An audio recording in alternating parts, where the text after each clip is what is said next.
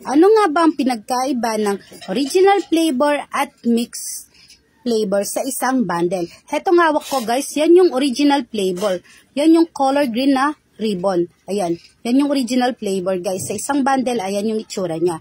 At ito naman, yung mixed flavor. Ayan, yung hawak ko. Meron siyang color red na ribbon at color green. Kalahating color red at kalahating color green. Ibig sabihin, spicy at original flavor sa isang bundle. Kaya kung gusto nyo yan guys, PM nyo lang ako. Ayan. Dito naman, meron akong konti pang spicy. Ayan. Di pa tapos kasing nagre-repack. Ayan. Yan yung spicy. Yan yung color red. Ayan. Yan yung spicy namin guys. Ayan. Ganyan yung itsura niya. Ayan. Sa isang bundle, ganyan siya. Color red lahat siya sa isang bundle. Ayan. Kaya ganyan yung pinagkaiba ng tatlong alabagnet namin. Meron kaming original flavor, mix, at spicy. Kaya kung gusto niyo yan, PM nyo lang po ako. PM nyo po kung gusto nyo mag-order.